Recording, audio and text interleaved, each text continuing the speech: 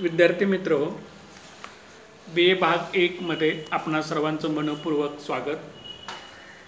12वी उत्तीर्ण झाल्यानंतर उच्च शिक्षणाच्या उद्देशाने आपण आमच्या महाविद्यालयामध्ये प्रवेश घेतलेला आहे। आपण सर्वजण शिक्षणाच्या माध्यमातून आपल्या स्वतःचं उज्ज्वल भवितव्य घडवण्यासाठी कटिबद्ध झालेला आहात।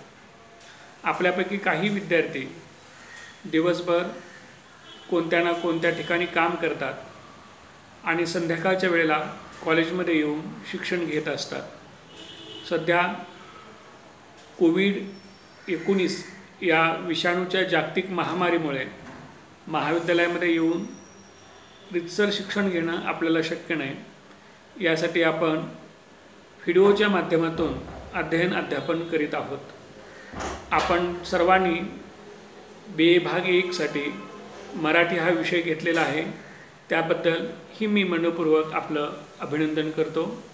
मी डॉक्टर अरुण शिंदे, मराठी विभाग प्रमुख, नाईट कॉलेज कोल्हापूर, आपल्याला मराठी विषयाची आणि यातल्या अभ्यासक्रमाची थोडक्यात माहिती देतो।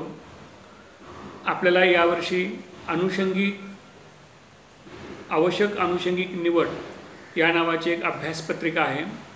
त्यासाठी शब्दसंहिता या नावाचं पाठ्यपुस्तक शिवाजी विद्यापीठानं संपादित केलेलं आहे आणि विद्याशाखी विशेष गाभा या नावाची एक अभ्यासपत्रिका आहे। त्यासाठीचं पाठ्यपुस्तकसुद्धा विद्यापीठानं प्रकाशित केलेलं आहे। अक्षरबंध असं त्या पाठ्यपुस्तकाचं नाव आहे। या अभ्यासपत्रिकांच्यामध्ये जो अभ्यासक्रम निर्धारित केलेला आहे त्याची माहिती देणारी ध्वनिचित्रफीत यापूर्वी मी आपणाला पाठवली होती, आपण ती पाहिली ऐकली असेल। आता आज आपण आवश्यक अनुषंगिक निवड या अभ्यासपत्रिकेमध्ये जे पाठ आहेत त्यापैकी शांता शेळके यांचा 50 पैकी 0 मार्क हा जो पाठ आहे त्याची आपण माहिती करून घेणार आहोत। शांता शेळके या मराठीतल्या एक अत्यंत नामवंत अशा कवयित्री आहेत। 1922 ते 2002 हा त्यांचा कालखंड आहे। मराठीतल्या प्रख्यात लेखिका, कवयित्री, अनुवादक, गीतकार म्हणून शांता शेळके ओळखल्या जातात। नवयुग या साप्ताहिकामध्ये त्यांनी नोकरी केली। मुंबईला मराठी विषयाचं अध्यापन केलं। कथा, कविता, कादंबरी, व्यक्तिचित्र, बालसाहित्य, चित्रपट समीक्षा, गीते, आत्मकथन, अनुवाद अशा विविध वाङ्मय प्रकारांमध्ये त्यांनी सातत्यानं लेखन केलं। विशेषतः त्यांचे वर्षा, रूपसी, तोच चंद्रमा, गोंदन, ओळख, जन्म जान्हवी, पूर्वसंध्या, इत्यर्थ या नावाचे काव्यसंग्रह आणि गीतसंग्रह खूप गाजले। मुक्ता आणि इतर गोष्टी हा त्यांचा कथासंग्रह आहे। स्वप्नतरंग ही त्यांची कादंबरी प्रसिद्ध आहे। शब्दांच्या दुनियेत या नावाचा ललित लेख संग्रह त्यांचा प्रसिद्ध आहे। कालिदासांच्या मेघदूत या नाटकाचा मराठीमध्ये अनुवाद शांता शेळके यांनी केलेला आहे। धुळपाटे हे त्यांचं आत्मकथन प्रसिद्ध आहे। हायकू हा जो जपानी काव्यप्रकार आहे त्याच्यावर मराठीमध्ये लेखन त्यांनी केलेलं आहे। पश्चिम रंग, वडीलधारी माणसे ही त्यांची व्यक्तिचित्रणात्मक प्रसिद्ध आहेत। त्यांच्या ग्रंथांना महाराष्ट्र शासनाचे उत्कृष्ट वाङ्मय निर्मितीचे अनेक पुरस्कार मिळालेले आहेत। आळंदी येथे झालेल्या अखिल भारतीय मराठी साहित्य संमेलनाच्या त्या अध्यक्षा होत्या। 50 पैकी 0 मार्क हा त्यांचा पाठ शब्दसंहिता या नावाचं जे विद्यापीठानं प्रकाशित केलेलं पुस्तक आहे त्याच्यामध्ये समावेश केलेला आहे। मुळामध्ये या अभ्यासक्रमामध्ये अशा काही व्यक्तींच्या जीवनातल्या आठवणी नमूद केलेल्या आहेत की जे शालेय शिक्षण घेत असताना, महाविद्यालयीन शिक्षण घेत असताना कुठल्या ना कुठल्या टप्प्यावर अपयशी ठरलेल्या होत्या।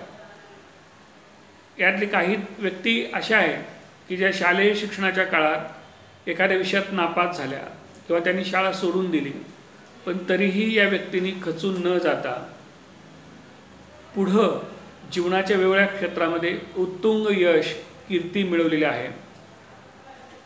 या थोर पुरुषांच्या जीवनातल्या या गोष्टींच्यावरून आपणाला प्रेरणा मिळावी, स्फूर्ती मिळावी। आपण सुद्धा अपयश आल्यानंतर खचून जाऊ नये, किंवा आपल्याला एखाद्या टप्प्यावर कमी मार्क्स मिळाले, कमी गुण मिळाले, आपण दुर्दैवाने अपेक्षित यश मिळवू शकलो नाही, तर अशा वेळेला निराश न होता, खचून न जाता परत आपली कल, आपली अभिरुची, आपली क्षमता ओळखावी आणि आपल्याला ज्या क्षेत्रात काम करायचं आहे, जिकडं आपला कल आणि अभिरुची आहे, त्या क्षेत्रात खूप खोलवर आणि मन लावून काम करावं आणि उत्तुंग भरारी घ्यावी।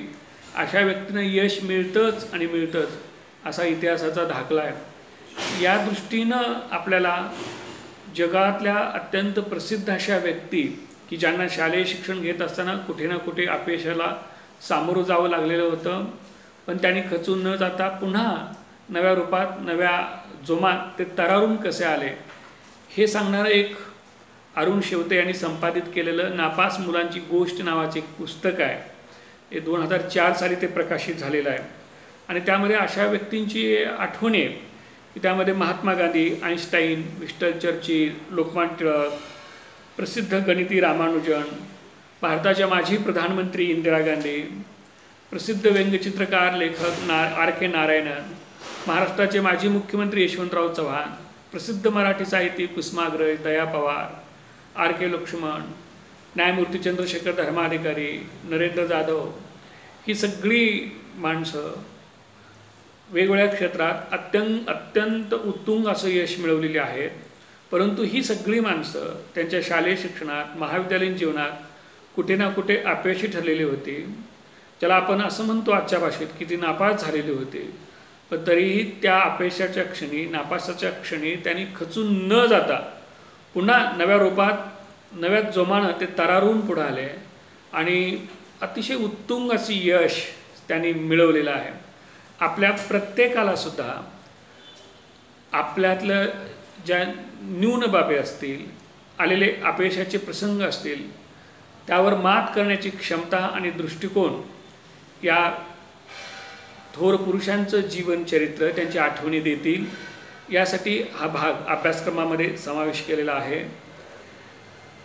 या पाठ्यपुस्तकामध्ये निवडक एक जे थोर व्यक्ती होऊन गेल्या त्यांच्या जीवनातल्या अशा आठवणी सांगितलेल्या आहेत। एकूण 5 व्यक्तींच्याच आठवणी अभ्यासक्रमामध्ये समाविष्ट केलेल्या आहेत।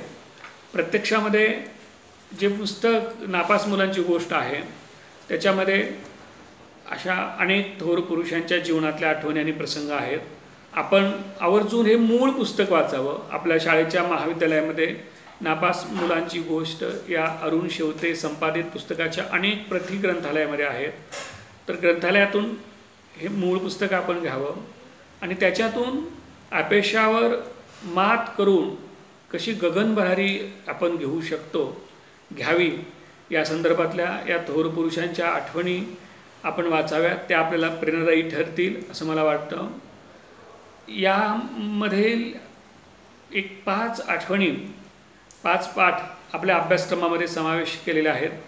त्यापैकी शांता शेळके यांची एक आठवण आहे। 50 पैकी 0 मार्क या नावानं हा पाठ अभ्यासक्रमामध्ये समाविष्ट केलेला आहे। शांता शेळके इंग्रजी पहिलीमध्ये शिकत होत्या तेव्हाची त्यांनी आठवण सांगितलेली आहे। त्यावेळेला त्यांच्या शाळेमध्ये बहुतेक सगळे मुलं असायची आणि त्या एकट्याच मुलगी होत्या, त्यामुळं शाळेतले बहुतेक सगळे शिक्षक त्यांचं कौतुक करायचे। मुलांना काही चुका झाल्या तर शिक्षा केली जायची, छडीचा प्रसाद दिला जायचा, परंतु त्या मुलांच्या शाळेमध्ये एकमेव मुलगी असल्यामुळे शांता शेळकेंना मार वगैरे सहसा कोण देत नसायचं, सगळे शिक्षक त्यांचे कौतुक करायचं। त्यामुळं की काय कुणास ठाऊक त्या थोड्याशा अशा लाडावून गेलेल्या होत्या असं त्यांनी स्वतःच म्हटलेलं आहे आणि आपण इतरांपेक्षा कोणी विशेष आहोत अशा प्रकारची एक भावना त्यांच्यामुळे निर्माण झाली आणि अशा भावनेतून कळत नकळतपणे एक सूक्ष्म अहंकार निर्माण होत असतो की आपण इतरांपेक्षा काही विशेष आहोत, वेगळा आहोत, त्यामुळे स्वतःला इतरांपेक्षा वेगळं समजणं, ही जी भावना निर्माण होत असते ती नकळतपणे त्या लहान वयातल्या शांता नावाच्या मुलीमध्ये सुद्धा निर्माण झाली आणि एके दिवशी त्यांना त्याचा एक अनुभवसुद्धा झाला असं की एके दिवशी त्यांच्या शाळेची तपासणी करण्यासाठी एक इन्स्पेक्टर निरीक्षक आलेले होते आणि त्यावेळेला मराठीचा तास सुरू होता. मराठी हा त्यांचा आवडता विषय होता. त्या लहानशा शांतांना भाषेमध्ये रुची होती. त्यांचे शिक्षक त्यांना एक कविता मन लावून शिकवत होते. इन्स्पेक्टर वर्गामध्ये आल्यानंतर शिक्षकांनी त्या कवितेवर आणि एकूणच भाषेसंदर्भात मराठी संदर्भात बरेचसे प्रश्न विचारले आणि त्यांची उत्तरं शांतांनी अतिशय उत्स्फूर्तपणे ती उत्तरं दिली. त्या लहान मुलीला असणारी भाषेची समज, कवितेचं झालेलं आकलन, तिचा धीटपणा, शब्दांवरलं प्रभुत्व, उत्तरं देण्याची पद्धत, अशा बाबी इन्स्पेक्टरना शिक्षकांना खूप आवडल्या. त्यामुळे इन्स्पेक्टर साहेब खुश होऊन गेले. इन्स्पेक्टर वर्गाच्या बाहेर गेल्यानंतर शिक्षकांनी शांताच्या जवळ येऊन तिला शाबासकी दिली. त्यामुळे शांताला एक प्रकारे आकाश ठेंगणं झालं. आपण इतर या सगळ्या मुलांच्यापेक्षा कुणीतरी विशेष आहोत, वेगळा आहोत, आपल्याला खूप ज्ञान आहे आणि शिक्षक आणि इन्स्पेक्टरच्या पुढं आपण स्वतःला सिद्ध करू शकलो, या गोष्टीचा एक कळत नकळतपणे अहंकार त्यांच्या मनाने निर्माण झाला.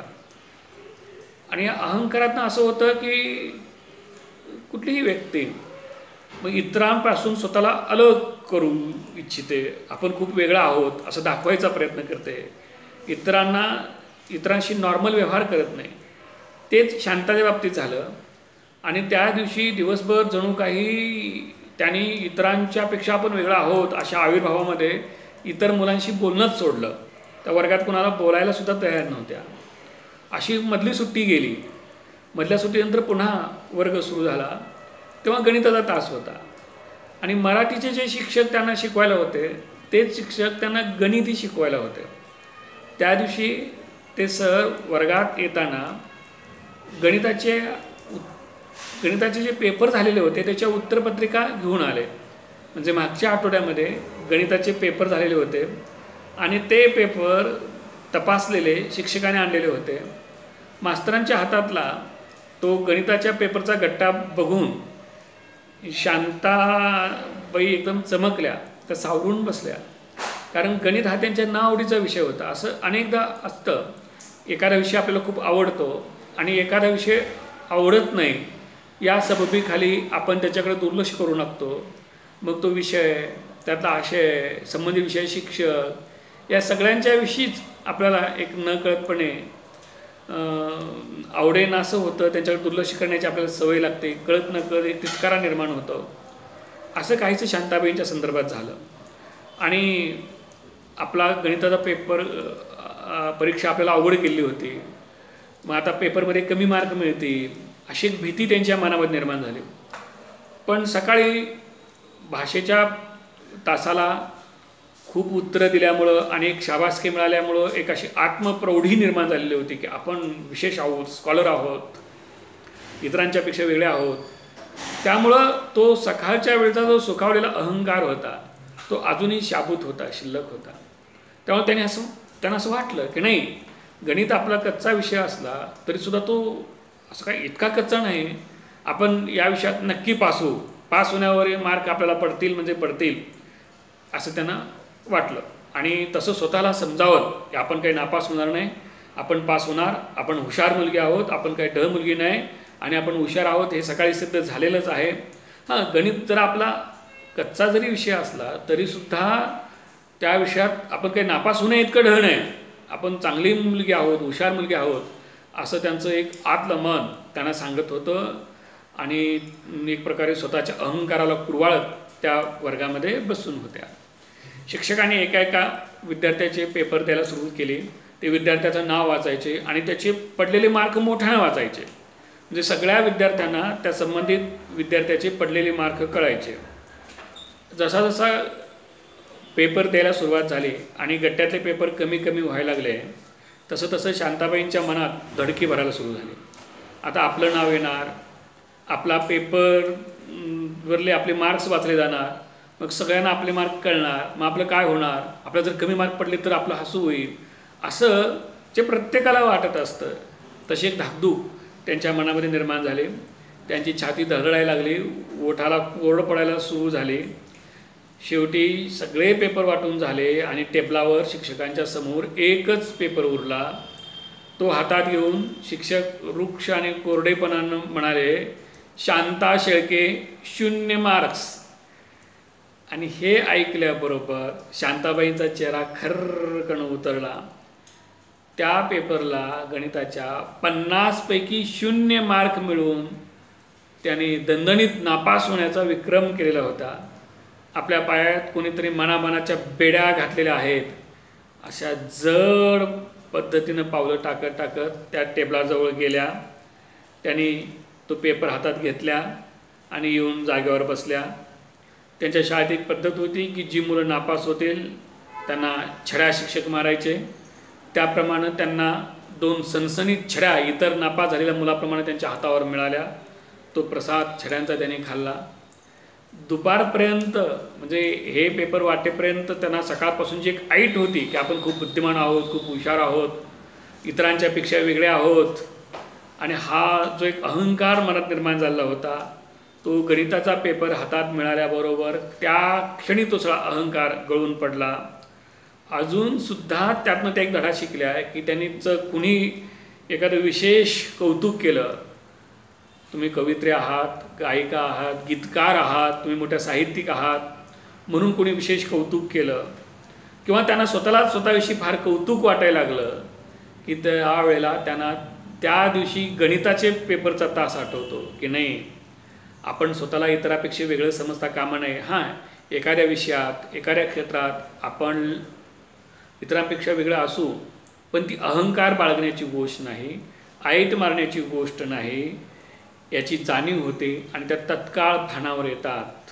अजूनसुद्धा ही जी शांताबाईंची आठवण आहे ते आपल्याला खूप काही सांगून जाते. एखाद्या विषयात आपली गती असली, आपलं प्रावीण्य असलं तर त्या विषयातल्या त्या प्रावीण्यामुळं अहंकाराचा स्पर्श आपल्याला होता कामा नये. एखाद्या विषयात आपली गती नसते, जसं की शांताबाईंना गणितामध्ये गती नव्हती, अक्षरशः त्यांना 50 पैकी 0 मार्क पडलेले होते, पण तरीही आपण ढच आहोत, निर्बुद्ध आहोत, शिक्षणात आपल्याला काही जमणारच नाही अशी कल्पना करून त्यांनी स्वतःला कधी आकसून घेतलं नाही. शिक्षण त्यांनी पूर्ण केलंच, पण पुढं मराठीतल्या एक अतिशय प्रख्यात अशा साहित्यिका त्या झाल्या, गीतकार झाल्या. त्यांनी लिहिलेली अनेक गाणी मराठी चित्रपटामध्ये गायली गेली आहेत. आपल्यापैकी अनेकांनी शांताबाईंची चित्रपट गीतं ऐकले असतील, त्यांची गाणी ऐकली असतील. अगदी लता मंगेशकरांच्यासारख्या प्रख्यात गायिकेने त्यांची गाणी गायलेली आहेत. मराठी साहित्यातल्या अनेक लेखन प्रकारामध्ये त्यांनी अतिशय सकस असं लेखन केलेलं आहे. अगदी अखिल भारतीय मराठी साहित्य संमेलनाच्या अध्यक्षपदाचा बहुमान त्यांच्या वाट्याला आलेला होता. इतकी मोठी कारकीर्द त्यांनी घडवली. म्हणजे आपल्याला अपयश आलं, कधी कमी गुण मिळाले तरी खचून जाऊ नये, स्वतःला कमी लेखू नये, किंवा एखाद्या टप्प्यावर एखाद्या विशिष्ट विषयात आपल्याला प्रावीण्य मिळालं, गुण मिळाले, यश मिळालं तर लगेच अहंकाराच्या कोशात स्वतःला बंदिस्त करू नये. यश आणि अपयश ही दोन्ही समान मानावीत आणि आपलं जे मूळ उद्दिष्ट आहे, जे ध्येय आहे, त्या दृष्टीनं दमदारपणे पावलं टाकत काम करत राहावं, शिकत राहावं, अभ्यास करत राहावं, आपल्या सगळ्यातल्या स्वतःच्या क्षमता सिद्ध करत राहावं. हा धडा शांताबाईंचा हा पाठ आपल्याला देतो. मला वाटतं आपल्याला हा पाठ आवडला असेल, समजला असेल. आपण या निमित्तानं शांताबाई जे काय आपल्याला सांगू इच्छितात ते तर आत्मसात करावंच, पण शांताबाईंच्या इतर साहित्याचं सुद्धा वाचन करावं. शांताबाईंचे काव्यसंग्रह, त्यांचं इतर लेखन आपल्या महाविद्यालयाच्या ग्रंथालयामध्ये आहे किंवा इतर ग्रंथालयामध्ये सुद्धा त्यांची पुस्तकं उपलब्ध असतात. आपण ती आवर्जून आणा, ती पुस्तकं वाचा आणि मग एखादी कवयित्री कशी घडते, एखादी साहित्यिका कशी घडते, आपले जीवनानुभूती कशी आविष्कृत करते हे समजून घ्या. त्या साहित्यातून तुम्ही स्वतःही समृद्ध व्हाल, तुमचं भाषिक भांडार वाढेल आणि एक जीवनाचा एक व्यापक अनुभव तुम्हाला येत जाईल. आणि हेही लक्षात येईल की ही एवढी मोठी साहित्यिका एकेकाळी पहिलीमध्ये असताना गणितात 0 मार्क पडल्यानंतर तिथंच थांबून राहिली नाही, तर स्वतःला घडवत गेली आणि या मोठ्या पदावरती पोहोचली. हा पाठ आपल्याला समजला असेल. आपण इथं थांबूया, परत भेटूया उद्या पुढच्या व्याख्यानामध्ये. धन्यवाद.